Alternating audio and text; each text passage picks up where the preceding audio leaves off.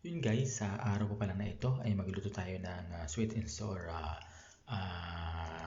wings chicken guys. So ang ginamit ko lang dito guys yung papak ng manok at ito po yung aking pinirito na at yan. At nag-fry na rin po ako ng bawang sa may butters at ginamit ko na rin po yung dito ay lemon, ketchup, saka yung chili cream na ito guys. Yan yung aking mga recipe para makapagluto ng yung sweet and sour chicken guys sa araw na ito. Yan.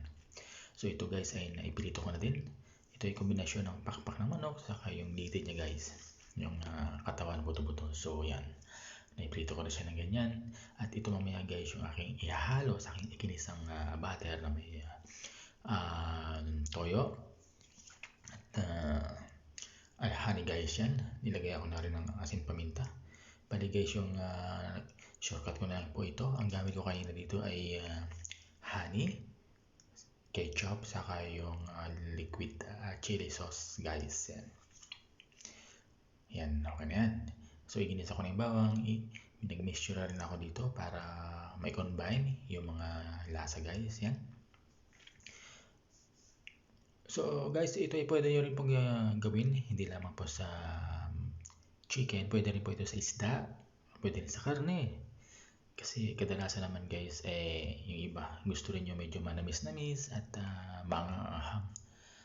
Kaya yan din yung aking niluto sa araw na ito. Dyan.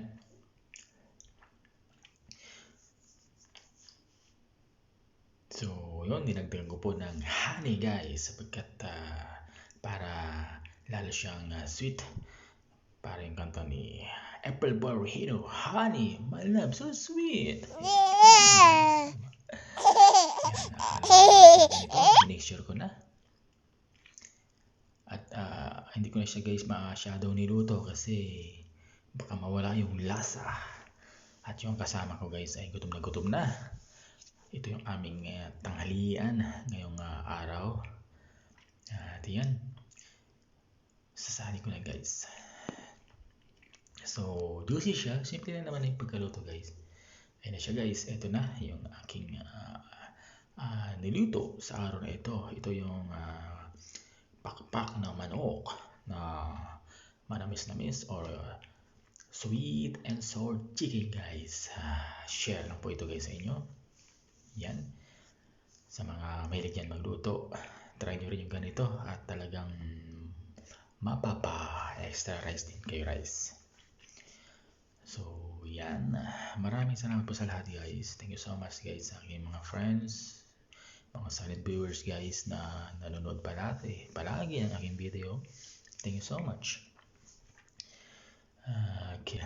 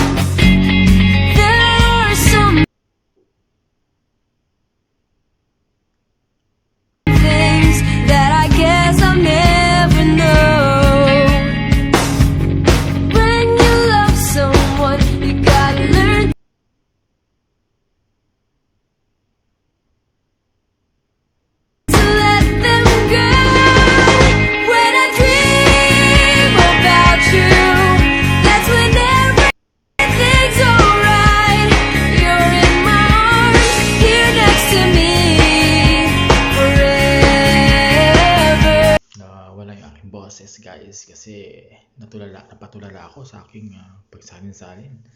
Dinadahan-dahan ko talaga guys ang pagsalin kasi sayang yung mga sauce. Yan, bali ito na pala siya guys yung aking naluto. Yan siya, fried and sweet and sour chicken guys. Ito na po, kain na tayo guys sa araw na ito. Ito na pala guys yung outcome. Nagpirito pa rin pala ako ng ham doon sa kabila. Yun mamaya ay mixture ko din sa sauce. Ito ihalo ko rin para magkaroon siya ng sauce. Muli po guys, maraming pong salamat dyan sa lahat. At happy Wednesday po. Ingat-ingat na po sa lahat. Bye-bye.